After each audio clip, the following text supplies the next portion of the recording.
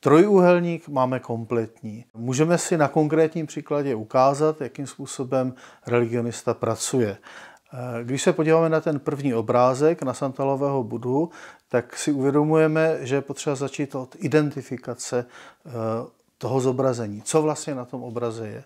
Druhý krok je literární kontext. Vědět, jaké texty se k tomu zobrazení vztahují. A třetí krok je rituální kontext. Znát, které obřady, jaké obřady se k tomuto zobrazení a k těm textům vztahují. Jestli tomu správně rozumím, tak práce religionisty spočívá v tom, že nejdřív zjistí, co na obraze vidí, poté zjistí, co se o tom obraze píše v textech odborných i náboženských a jaké rituály se k němu vztahují. A pokud jde o rozdíl mezi religionistou a buddhistou, tak je to v přístupu k informacím, že religionista ověřuje a buddhista věří? Přístup religionistický je jiný. Přístup religionistický je vědecký. Práce s materiálem, to znamená s texty, jak primárními, tedy prameny, náboženskými texty, tak sekundárními, odbornou literaturou, vědeckou literaturou, je kritická. Religionista pracuje historickou metodou v tomto případě, ověřuje si fakta, ověřuje si skutečnosti, nahlíží věci v historickém kontextu. Religionisté na to nahlížejí kritickým způsobem. Můžeme si položit otázku, jak na celou záležitost se Santalovým Buddhou nahlížejí teologové. Teologové na to nahlížejí nábožensky. Není principiální rozdíl mezi pohledem věřících laiků a pohledem věřících profesionálů, protože teologové jsou náboženští profesionálové.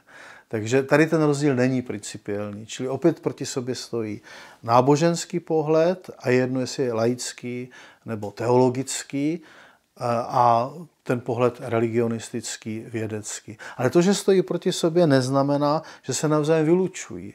To jsou dva oddílné diskurzy, to jsou dva oddílné přístupy k jednomu a témuž, v našem případě k soše Santalového Buddhy.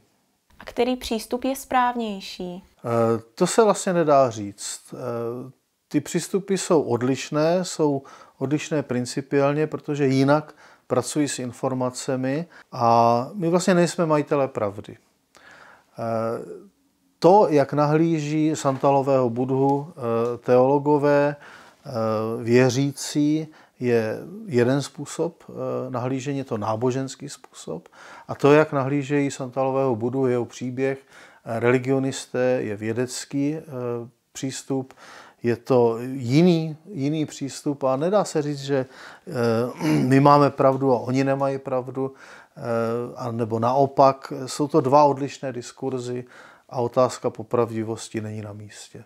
A ještě bych rád doplnil, že neexistuje žádný univerzální teolog. Teolog je vždy specialista v rámci daného náboženství. Takže máme protestantské teologii, katolické teologii, buddhistické teologii, hinduistické a tak dále. Ale žádný obecný univerzální teolog neexistuje.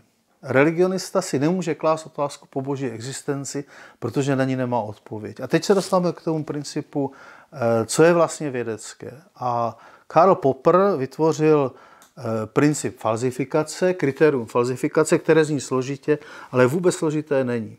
Jak poznám, který výrok je vědecký nebo má vědeckou povahu a který nemá vědeckou povahu. Například náboženskou nebo taky poetickou. Velmi jednoduše.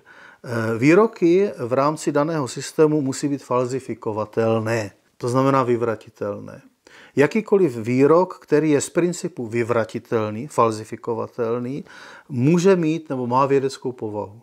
A otázka boží existence sem samozřejmě nespadá, protože věda nemůže ani potvrdit, ani vyvrátit Boha.